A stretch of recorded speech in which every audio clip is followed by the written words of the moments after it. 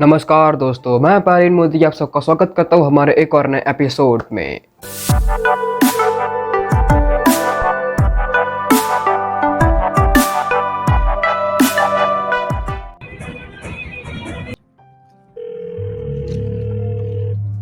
Hello.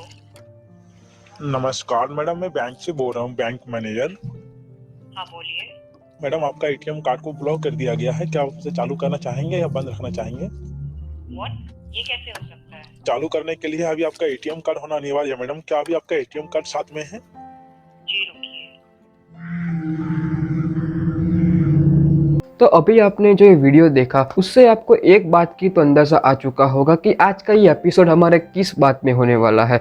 तो internet के बारे में अगर मैं पहले कहूँ तो इंटरनेट एक ऐसी चीज़ है कि जिस पे ना तो किसी का कोई कंट्रोल है और ना तो कोई इसे कंट्रोल कर सकता है। तो आखिर इंटरनेट को हम समझे कैसे? तो उसके लिए सबसे पहले हमें 3 चीज़ों के बारे में जानना सबसे ज़्यादा ज़रूरी है। एक होता है सरफेस वेब, फिर डीप वेब और एक खतरनाक डार्क वेब। तो आइए सबसे पहले हम सरफेस वेब के बारे में जान लेते हैं। तो हम सरफेस वेब के पहले बारे में जानते हैं। तो सरफेस वेब एक ऐसी चीज़ है जिसको आप हमेशा यूज़ करते हैं, आप जिसे अपने डेली लाइफ में यूज़ करते हैं। जैसे कि सबसे पहले हम ब्राउजिंग करना, कोई भी ब्राउजिंग एक्टिविटी करना, यूट्यूब पे वीडियोस देखना, इंस्टाग्राम, फेसबुक, व्हाट्सएप, ट्विटर और चाहे कितनी सारी ब्राउजिंग एक्सटेंशंस को यूज़ करना, या तो फिर बिंग, याहू, गूगल पे आप किसी इन्फॉर्मेशन के बारे में सर्च करते हो, ये सारी चीज़ें सरफेस वेब के अंदर आती है। तो आप मुझसे कहेंगे कि इंटरनेट पे हम चाहे लीगल काम करें या इलीगल काम करें, उसमें तो सबसे बड़ा पार्ट एक ये सरफेस वेब ही लेता होगा, लेकिन नहीं। सरफेस वेब पूरे इंटरनेट का सिर्फ 4 या 5% ही लेता है। तो समझिए कि इलीगल एक्टिविटीज़ कितनी सारी होगी पूरे इंटरनेट पे। तो आइए हम चलते हैं डीप वेब की तरफ।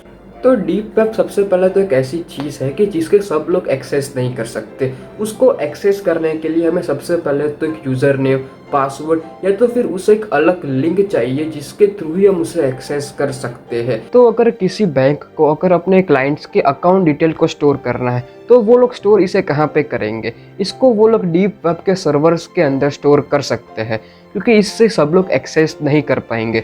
अगर किसी ओनर को अगर अपने एम्प्लॉयज़ को उस अकाउंट को एक्सेस करवाना है तो वो उसे लिंक या तो फिर उसे अलग से यूज़र नेम और पासवर्ड सेंड कर सकता है, जिसको वो क्लिक करके ही वो अकाउंट की डिटेल्स को जान पाएगा। इससे कॉन्फिडेंशियलिटी मेंटेन रहती है डीप वेब पे। इससे अलग अलग गवर्नमेंट की जो ऑर्गेनाइजेशंस होती है, जैसे कि उनके जो वेब पोर्टल्स होते हैं उस पर जो अकाउंट डिटेल्स जो स्टोर होती है वो एक डीप वेब के थ्रू ही स्टोर की जाती है। अब भी सबसे अगर बेस्ट एग्जांपल ले तो जैसे कि कोविन की जो वेबसाइट है उस पर कई सारे आधार कार्ड लिंक्स हुए होते हैं, तो उसको ये लोग डीप वेब के वेबसाइट पे ही स्टोर करते हैं, जिससे कि वो जो आधार लिंक है वो गलती से लिंक ना हो जाए या गलती से कई और जगह वो लोग सेंड ना कर पाए। इसलिए डीप वेब एक कॉन्फिडेंशियलिटी मेंटेन करने के लिए बनाया गया है। तो अब आती है सबसे खतरनाक चीज़, डार्क वेब। डार्क वेब को मैं डेंजरस इसीलिए बोलता हूँ क्योंकि ये और भी ज़्यादा कॉन्फिडेंशियलिटी मेंटेन करता है जो डीप वेब भी नहीं कर पाता। लेकिन डार्क वेब डेंजरस इसलिए है क्योंकि इसके अंदर एक ड्रॉबैक है, क्योंकि इसे कौन यूज़ करता है ये एकदम ही एनोनिमस रहती है। एनोनिमस इन द सेंस ऐसे कि वो कौन से लोकेशन से, कौन से ओरिजिन से, उसका आईपी एड्रेस क्या है, वो कौन से सर्वर से, उसका कौन सा लैटिट्यूड है, लॉन्गिट्यूड है, उससे किसी से भी इसका मालूम नहीं पड़ सकता। वो कौन से वीपीएन से भी यूज़ कर रहा है हमें ये तक भी डार्क वेब में मालूम नहीं पड़ता।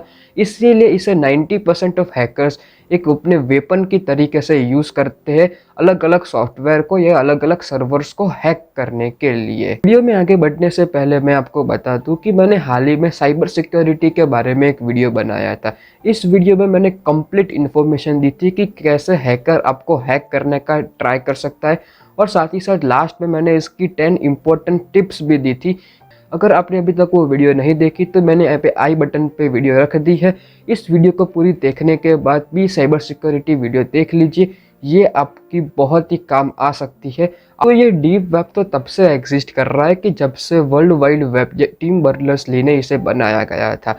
लेकिन डीप वेब को एक एक्सटेंशन और मिला जब रॉबर्ट उल्ब्रिच नाम के आदमी ने सिल्क रोड नाम का ब्राउज़र बनाया था। ये यही ब्राउज़र है कि यहाँ पे सबसे पहले ड्रग ट्रैफिकिंग, चाइल्ड ट्रैफिकिंग और पोर्नोग्राफी के कई सारे केस लॉन्च किए गए थे। लेकिन इस सिल्क रोड को फाउंड करने के 2 साल में ही इसके फाउंडर को अरेस्ट कर लिया गया था और लाइफ सेंटेंस प्रिजन भी दे दी गई थी। और उसके बाद सिल्क रोड को तो बैन कर दिया गया था यूएस गवर्नमेंट के द्वारा पूरे वर्ल्ड वाइड में। लेकिन कहानी यहीं पर ख़त्म नहीं होती। सिल्क रोड को बैन करने के बाद सिल्क रोड 2.0, अगोरा, ब्लैक पैंथर और उसके बाद अल्फा बे मार्केट भी आ गए थे, जिसके कई सारे इलीगल काम होते रहते थे। लेकिन time to time US government ने इन सभी वेबसाइट्स को बैन कर दिया गया था। लेकिन उसके बाद यूएस नेवी द्वारा 1999 में टॉर ब्राउज़र को बनाया गया था। यूएस नेवी का मानना है ये है कि उन्होंने ये ब्राउज़र को यूएस की जो इंटर गवर्नमेंटल डॉक्यूमेंट्स होते हैं उनको कॉन्फिडेंशियल रखने के लिए उनका एक खुद का ब्राउज़र बनाया गया था। लेकिन 2002 में यूएस गवर्नमेंट ने इसे पब्लिक डोमेन बना दिया गया था और उसके बाद तो होना ही क्या था, जितने भी हैकर्स उस ज़माने में थे वो सारे टॉर ब्राउज़र को यूज़ करने लग गए थे। तो आइए जानते हैं कि टॉर ब्राउज़र किस नेटवर्क पे कौन से मैकेनिज्म पे काम करता है, उसके बारे में जान लेते हैं। तो ये टॉर ब्राउज़र को काम करने के लिए अगर सबसे पहले हमें इसे लोगो को समझना होगा। इसके लोगो के अंदर एक ऑनियन शेप्ड क्यू लिखा गया होता है। ऑनियन शेप इसलिए क्योंकि ऑनियन के अंदर कई सारे पील्स होते हैं, कई सारे लेयर्स होते हैं जिसपे कि एक ऑनियन बनती है। तो वैसे ही टॉर ब्राउज़र के अंदर होता है। अगर हमें कोई एग्जांपल से समझते तो अगर मान लो कि अगर आप किसी कंट्री ए के अंदर बैठे हो और अगर आपको किसी कंट्री बी को कोई इन्फॉर्मेशन शेयर करनी हो और अगर आप टॉर ब्राउज़र का मदद लेते हो तो वो इन्फॉर्मेशन शेयर करवाने के लिए टॉर ब्राउज़र आपको कई सारे लेयर्स यानी कि कई सारे सर्वर्स के थ्रू और कई सारे वीपीएन्स के थ्रू आपको वो इन्फॉर्मेशन शेयर करानी होगी। इसका मतलब ये है कि अगर कोई हैकर अगर आपको हैक करने की कोशिश करे, वो इन्फॉर्मेशन को डिक्रिप्ट करने की कोशिश करे तो वो नहीं कर पाएगा। क्योंकि मान लो अगर उसने एक सर्वर को डिक्रिप्ट कर लिया तो उसके सामने दूसरा और सर्वर, दूसरा कर दिया तो तीसरा और सर्वर, ऐसे कई सारे सर्वर होते हैं और ये कितने सर्वर्स होते हैं ये आज तक किसी को मालूम नहीं पड़ा। इसीलिए इससे डिक्रिप्ट करना एक नेक्स्ट टू इम्पॉसिबल होता है। तो ये तो थी एक टॉर ब्राउज़र के मैकेनिज्म। अगर हम इसकी ऑपोजिट साइड पे देखें तो इस पे कई सारे हैकर्स लोग, कई सारे drug mafias, drug trafficking, human pornography, child pornography और कई सारे रेप के जो ऑफेंस होते हैं इसका इस्तेमाल करते हैं इसको अंजाम देने के लिए। और ये भी माना जाता है कि कई सारी टेररिस्ट ऑर्गेनाइजेशन जैसे कि तालिबान, जैश-ए-मोहम्मद, अल-कायदा, वो सारे के सारे लोग टॉर ब्राउज़र का ही इस्तेमाल करते हैं अपने कमांड्स को इनपुट या आउटपुट देने के लिए। और साथ ही साथ आज तक जितनी भी वेबसाइट, सॉफ्टवेयर, ब्राउज़र और जितने भी सर्वर्स हैक हुए हैं उसमें 90% काली लिनक्स है तो फिर टॉर ब्राउज़र का ही इस्तेमाल किया जाता है। तो आप इससे समझ गए होंगे कि टॉर ब्राउज़र बुरी चीज़ क्यों है, क्यों इतनी ये डेंजरस है, क्योंकि इस पे कई सारे इलीगल काम हो सकते हैं।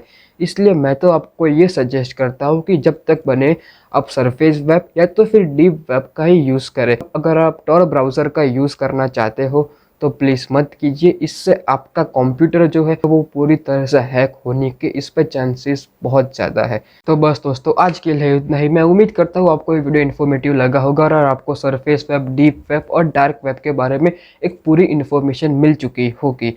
तो वीडियो अच्छा लगा तो प्लीज़ इस वीडियो को लाइक कर दीजिए, शेयर कर दीजिए और हाँ, सब्सक्राइब करना तो बनता ही है। उस लाल बटन को तोड़ फोड़ करके दबा दीजिए ताकि आपका जो प्यार है वो हम तक पहुंच जाए। और हाँ, कमेंट करना भी मत भूलिए आपके इम्पोर्टेंट सजेशंस, ताकि हम उस पर वीडियो बनाने की पूरी कोशिश करें। धन्यवाद।